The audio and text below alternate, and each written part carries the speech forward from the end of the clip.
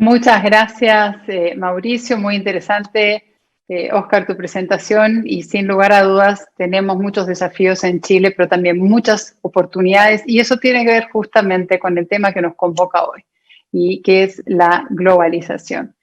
Y debo confesar que cuando me invitaron a conversar de este tema, yo también me hice la pregunta, ¿estamos realmente presenciando el final de la globalización? Porque de cómo abordemos esta pregunta va a depender justamente la mirada que tenemos respecto no solo de los desafíos, sino de las oportunidades que se presentan hoy en este mundo que es incierto y que es cambiante. Entonces, me gustaría partir un poco yendo hacia atrás y replanteándonos cuál ha sido el propósito de la globalización como la conocemos, por lo menos hasta hoy. Y la globalización, como la conocemos hasta el día de hoy, ha tenido como objetivo, yo diría primario, el comercio internacional ya basado en la teoría de David Ricardo, en las ventajas comparativas y en la especialización de los países, pero también ha ido mucho más allá del comercio internacional y ha tenido que ver con este intercambio, esta diría aspiración de los mercados, de las empresas de trascender las fronteras nacionales y de poder llegar a una escala global. Y cuando lo pensamos desde esa manera y con ese propósito, la globalización ha sido absolutamente exitosa. Veamos aquí este gráfico, creo que es muy decidor. Durante casi 2 milenios, el PIB mundial se mantuvo en niveles bastante estables. Es a partir de la Segunda Guerra Mundial, pero sobre todo en los últimos 30 años, diría desde 1990, que el PIB mundial crece de una manera exponencial y fuertemente gatillado justamente por el efecto de la globalización, superando hoy valores en torno a 100 trillones de dólares.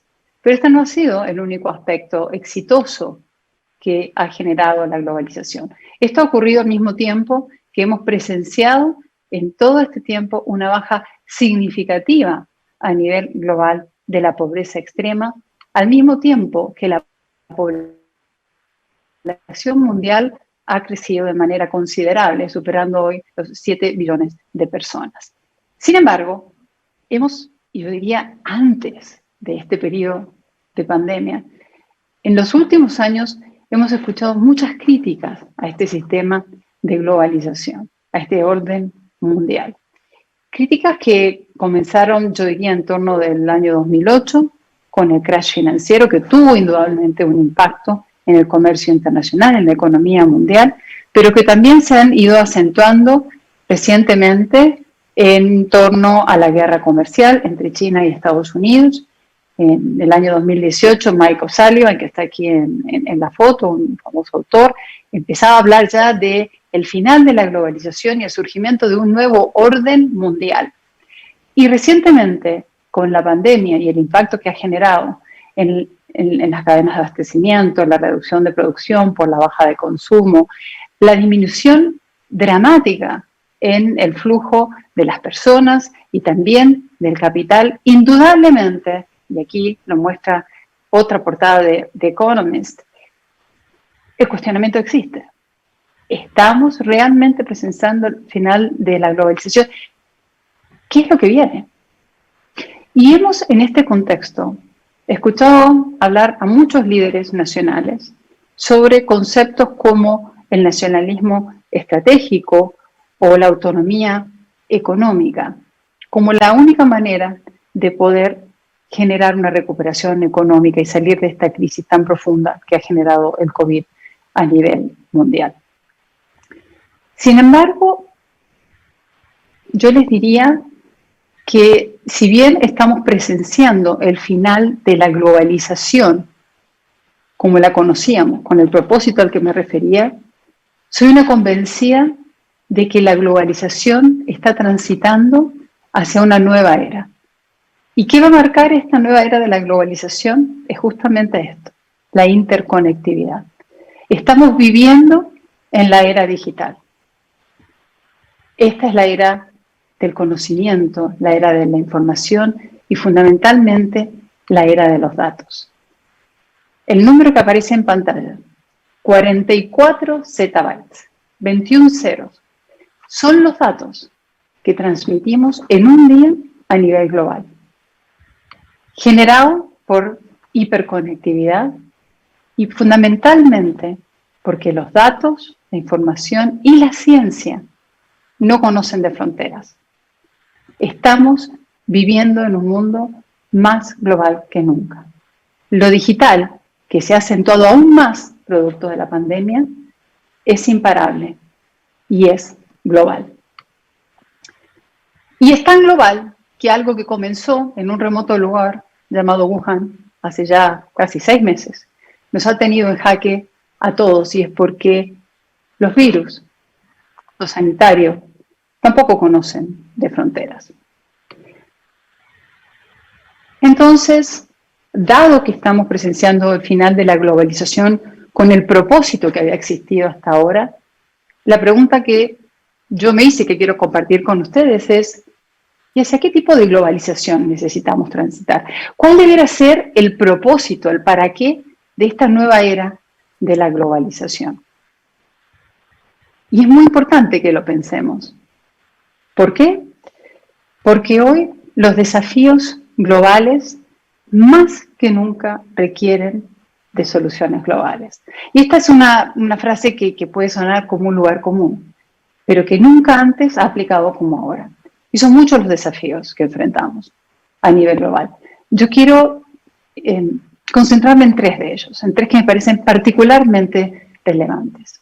Como ejemplo, el primero tiene que ver con la ciberseguridad, que sin lugar a dudas se ha expandido tremendamente en estos meses de pandemia. Se hablan, algunas cifras indican que ha habido un aumento de en torno del 500% del cibercrimen, de 2000% del phishing. Y hoy en la Deep Web encontramos temas como el CAS, Cybercrime as a Service, con sus múltiples variables. Data as a Service, esto tiene que ver con compartir información de tarjetas de crédito, datos robados a través del ciberespacio. Hacking as a Service, Translation as a Service. Este es muy interesante, porque lo que hacen es generar traducciones para que el lenguaje que aparece en el phishing se vea muy, muy auténtico. Money Laundering as a Service, porque evidentemente todo el dinero generado a través del cibercrimen necesita ser blanqueado y entrar a un sistema. Malware as a Service, es esto de capturar los datos a cambio de una recompensa. Esto es increíble. En Malware as a Service vemos temas como hasta servicios postventa, ¿sí? O sea, hay un cibercrimen que no solo es muy organizado, sino que actúa de manera global y muy colaborativamente. Pero esto no es todo.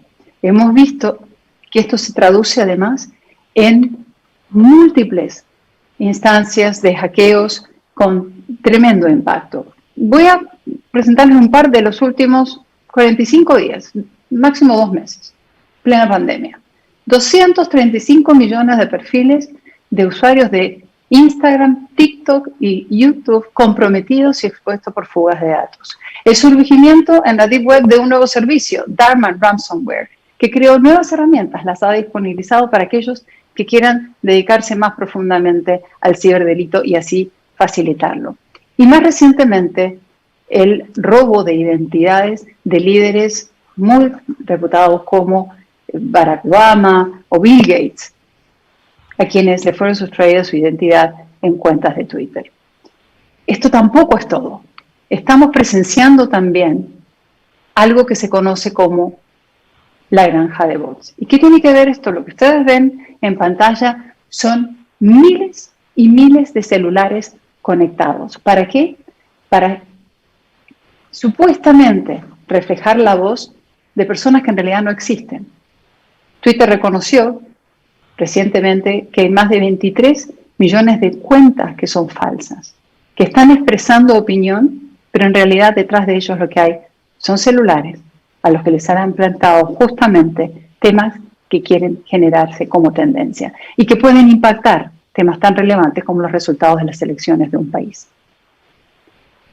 Ciberseguridad, cibercrimen, sin lugar a dudas, uno de los grandes desafíos globales que enfrentamos. No es el único. Quiero referirme al segundo, que es algo que ha estado muy, muy en boga en todos lados, pero recientemente también en Chile. Y tiene que ver con la automatización y el impacto que esto va a generar en el mercado laboral. Sin lugar a dudas, la convergencia de la robótica, de la inteligencia artificial, del Internet de las cosas, de la realidad virtual, lo que está haciendo es haciendo cada vez más viable y más eficiente la automatización. Y durante la pandemia, que tuvimos todos que empezar a trabajar en un formato mucho más virtual y remoto, más allá de lo que hubiéramos imaginado siendo productivos, evidentemente, y como recientemente en un artículo lo refería el World Economic Forum, ese mercado laboral del futuro del que hablamos ya está aquí, ya llegó. Y esto indudablemente va a tener impacto en el empleo. Ahora, sabemos que van a desaparecer empleos. Las últimas cifras indicaban antes de la pandemia algo así como 75 millones de empleos que van a desaparecer en los próximos años, de aquí al 2025, a nivel mundial. Pero también sabemos que en cada revolución industrial que hemos presenciado ha habido más generación de empleos que pérdida de los mismos. Y se espera que en torno a todas estas nuevas tecnologías y a la convergencia de las ciencias se generen algo así como 133 millones de nuevos puestos de trabajo a nivel global. La pregunta es, ¿dónde se van a generar? ¿A qué velocidad se van a generar? ¿Son estas preguntas que podemos responder solo con una mirada nacional? Yo estoy convencida que tenemos que tener una mirada mucho más amplia y una mirada global. Y considerar que aquí no está en juego solamente un factor de costos y de productividad y avance de la tecnología y de la ciencia. Esto tiene que ver también para algunos países con temas tan relevantes como el cambio demográfico. Esta es una gráfica de la pirámide de población de China. Yo podría decirles, por los años que me tocó vivir en Japón, es muy similar a lo que enfrenta Japón hoy, que es uno de los países con un envejecimiento muy, muy rápido de la población, tal vez uno de los más dramáticos. Pero fíjense ustedes lo que va a pasar al año 2050 en China. No va a haber un mercado laboral suficiente para sostener la economía y las necesidades de los adultos mayores. Y para atenderlos, ¿qué va a pasar con el cuidado, la salud de ellos?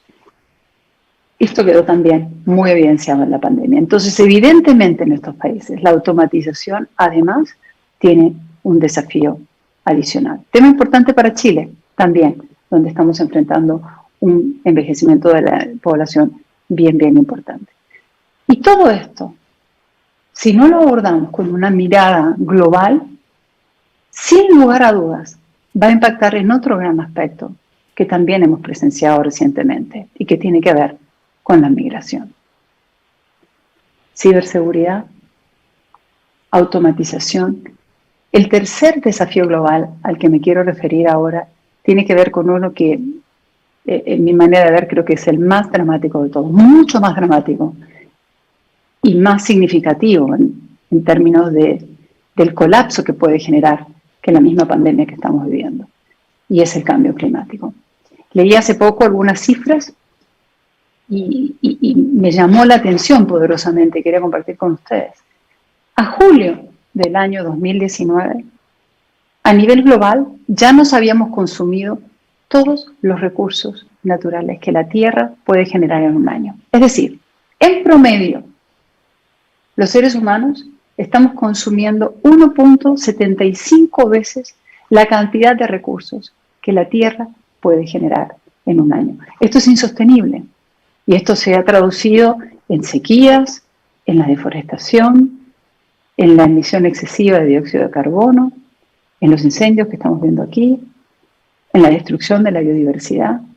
Este es un gran desafío global al que nos enfrentamos. Y dados todos estos desafíos, que son globales, entonces vuelvo a compartir con ustedes esta pregunta. ¿Hacia qué tipo de globalización necesitamos transitar? Y en mi opinión, y es lo que hoy quiero compartir con ustedes, creo que hay solo un camino, y es una globalización que habilite justamente lo que se definieron como los 17 Objetivos de Desarrollo Sostenible. Y esto no es nuevo. Esto ocurrió hace 5 años atrás. Fue una invitación de Naciones Unidas a la que suscribieron los países que formamos parte de las Naciones Unidas. 193 países, con miras a objetivos que queremos lograr en distintas áreas, incluida la reducción de la pobreza, entre otras, al año 2030. Pero ya pasaron 5 años, un poquito más de 5 años, y nos van quedando menos de 10 años. Y en este periodo, junto con repensar entonces este propósito de una nueva era de la globalización, como habilitadora del desarrollo sostenible, indudablemente tenemos que repensar y redefinir la cooperación internacional, la relación entre los países, qué va a pasar en términos de las políticas económicas, sociales, sanitarias entre los países, pero fundamentalmente, y yo diría, a partir del rediseño de los organismos internacionales, que en mi opinión tienen un rol que hoy en esta era es absolutamente diferente de aquel para el cual fueron diseñados. La buena noticia, esta nueva era de la globalización no solo viene acompañada de grandes desafíos. Soy convencida, y hoy más que nunca, que también viene acompañada de grandes oportunidades y grandes oportunidades para países como Chile, justamente a partir de la tecnología y del conocimiento. Pero tenemos que actuar con urgencia y con visión de largo plazo. Y hacerlo desde ahora. Y aprovechar estas instancias donde la pandemia nos ha golpeado tan fuertemente para pensar cómo vamos a hacerlo y cómo los distintos actores nos vamos a subir a este proceso. Yo soy una convencida de que podemos justamente actuar con esta doble visión, sentido de urgencia y a largo plazo. Y aquí comparto ejemplos de algunos países. Japón, país muy cercano, decía Mauricio al comienzo, estudié en Japón, pero también volví 30 años después a Japón, por mi rol en obra que la trabajara un par de años allá. Y si hay algo que siempre me ha llegado profundamente de Japón, es esta capacidad que tiene de levantarse frente a catástrofes naturales con mucha rapidez, con mucho liderazgo, con mucha convicción, pero siempre con mucha visión de futuro, con esta intención de generar un camino que sea sostenible. Y no es casual que hoy las empresas que tienen más de 300 años de vida en el mundo, de esas empresas el 40% existen en Japón. Caso de la India, que tuvo la visión, hace ya muchos años atrás, de convertirse en un exportador de servicios digitales. Y han generado verdaderos ejércitos de programadores, desarrolladores, que trabajan hoy para empresas nacionales y para empresas extranjeras. Y el caso de Israel, que enfrenta múltiples desafíos, situaciones muy complejas, pero una de ellas no genera recursos naturales propios y que ha debido enfocarse en la innovación y en la generación de ecosistemas como la manera de poder competir en un contexto global. Y no es casual que hoy Israel tiene el ecosistema de innovación más potente del mundo. Y Chile también puede ser un caso de éxito. Soy una convencida de eso. Y les voy a decir por qué. Primero porque no tiene alternativa, y de esto ya nos hablaba hace un rato Oscar.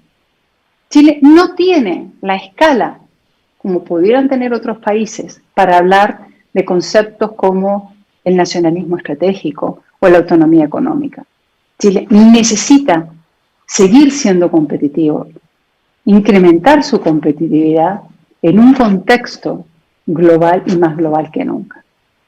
Segundo factor, muy importante, Chile ya ha hecho las reformas estructurales necesarias, las llamadas reformas de primera generación, que tienen que ver con generar institucionalidad, que tienen que ver con haber podido firmar significativos tratados de libre comercio, haber abierto las fronteras, haberse insertado en el mundo, haber generado un mercado de capitales sólido, robusto, que ha sido capaz de atraer inversión extranjera indirecta, pero también inversión extranjera directa. Y acá, en mi rol de presidenta de la Cámara Chilena Norteamericana de Comercio, comparto con ustedes los nombres de algunas de las empresas americanas que hemos estado presentes en el país, y no solamente a través del comercio internacional, sino también generando transferencia de conocimiento, de tecnología, empleo, mejores prácticas. Y esto es transversal en las múltiples industrias.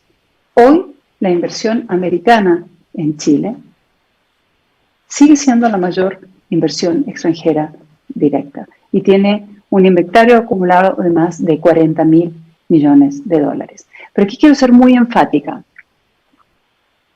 Es fundamental que Chile, y en este Chile que estamos diseñando hacia el futuro, que estamos repensando, y en esto coincido plenamente, tenemos una gran oportunidad en el contexto constituyente que vamos a vivir en unos pocos meses, es fundamental que Chile siga proyectando los valores y los principios que lo han hecho un lugar atractivo para invertir.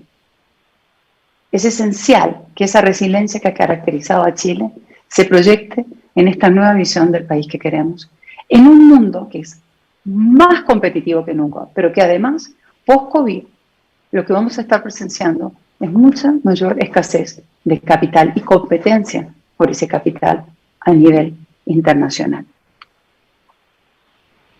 Entonces, la pregunta es, ¿cómo Chile va a capturar valor en esta nueva era digital que además es una nueva era de la globalización? Y creo que hay múltiples vías, pero quiero dar un ejemplo que me es muy cercano y que tiene que ver con esto, la inteligencia artificial.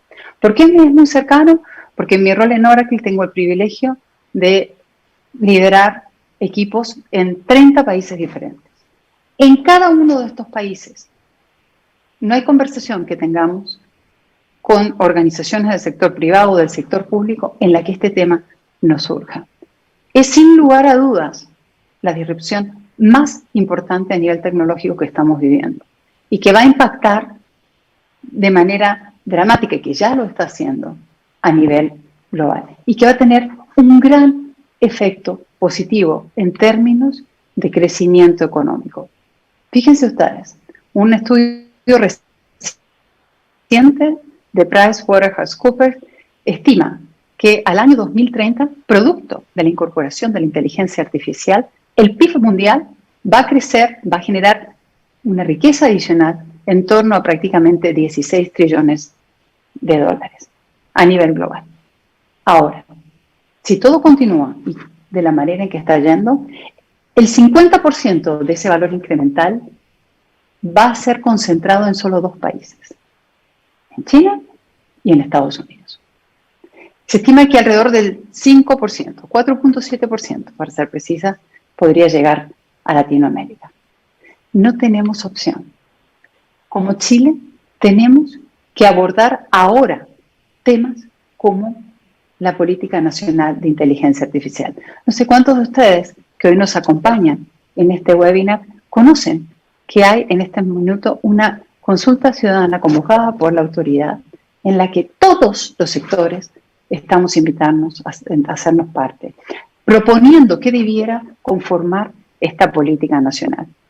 Desde AmCham lo estamos haciendo y estamos poniendo nuestra visión como empresas norteamericanas y tecnológicas de qué debiera estar presente en esta política nacional. Y es fundamental que esta política aborde 4 ejes que son relevantes. El primero tiene que ver con cómo desde ahora vamos a acelerar la inversión en infraestructura, que habilite el desarrollo de la inteligencia artificial y su aplicación a las múltiples industrias en Chile.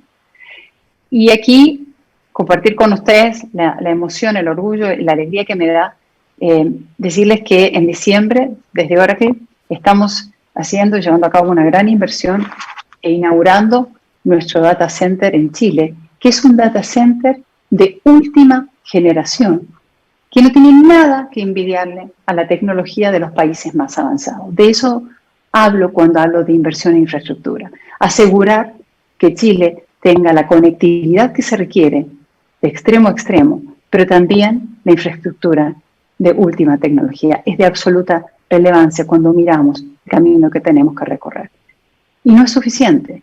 Tenemos que viabilizar el camino a la creación de capital humano altamente especializado. ¿Cómo vamos a reconvertir a nuestros colaboradores? ¿Cómo vamos a traer talento y a generarlo en un mundo que además cada vez es más plano, donde nos dimos cuenta con el COVID que podemos trabajar remotamente, pero que ese trabajo puede ocurrir en cualquier lugar? ¿Cómo nos aseguramos que los empleos que van a desaparecer en Chile también se generen en Chile en torno a todas estas nuevas oportunidades y a la inteligencia artificial que va a impactar a todas las industrias de manera transversal? ¿Qué regulación vamos a requerir? Regulación en base a principios éticos y de transparencia, sin lugar a dudas, para generar la confianza que requiere el impulso de la inteligencia artificial, pero que también permitan la flexibilidad para que haya innovación y desarrollo. Y en esa mesa tenemos que sentarnos a conversar todos los sectores, el sector público, el sector privado, la academia, la sociedad civil. Por eso, esta invitación a hacernos parte de esta consulta ciudadana es tan relevante. Y por supuesto, impulsar mucho más aceleradamente un ecosistema robusto de innovación, desarrollo y de investigación. Soy una convencida de que con visión y con sentido de urgencia y con acción, Chile, en este contexto que es más global que nunca, tiene grandes oportunidades. Les di el ejemplo de la inteligencia artificial, pero Chile tiene además múltiples frentes en los que puede impulsar lo que lo hace único, lo que lo diferencia. Voy a mencionar algunos: las energías renovables, el hidrógeno verde, el litio y el futuro de la electromovilidad, la minería avanzada, la astronomía, incluso el potencial de convertirse en un hub para exportar servicios digitales. ¿Y por qué no en este retorno de las fábricas hacia instancias más regionales también capturar ese valor? Entonces, para concluir, quiero invitarlos a mirar este momento como un momento único e histórico. Es cierto, hemos sido fuertemente golpeados por la pandemia, estamos viendo la crisis más grande tal vez que hayamos tenido que enfrentar nunca en todos los frentes, pero este es un momento también que nos permite sentarnos a conversar, no lo desaprovechemos, a conversar sobre este futuro que queremos legar a las futuras generaciones y aprovechar estas múltiples oportunidades que nos abre esta nueva era tecnológica y un mundo más global que nunca. Y pensar que para poder generar la recuperación económica, pero sobre todo el desarrollo integral y sostenible que todos queremos para nuestro país, eso va a depender fundamentalmente de nuestra capacidad para ser competitivos y para insertarnos en un mundo que sin lugar a dudas va a ser más global que nunca. Muchas gracias.